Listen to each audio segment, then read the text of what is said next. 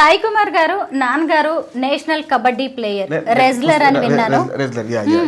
Kabaddi player గా ఆయననే, wrestler కూడా ఆయనే. ఎక్కువ ఆయనకు పేరు వచ్చింది రెజ్లింగ్ లో. ఆయన ప్రారంభించి కబడ్డీ అయినా కూడా ఆయనకు చాలా పేరు వచ్చింది, ఒక పేరుగా స్థిరపడిపోయింది కుస్తీ పోటీలలో. ఒక కుస్తీగా, క్రీడాకారునిగా, కోచ్గా, మంచి వ్యక్తిగా, అందరికీ వ్యవహారం అందుబాటులో ఉండే విధంగా ఆయన చేసేవారు. 1971లో వివేకవర్ధని కాలేజ్ ఉంది మన కోటిలో.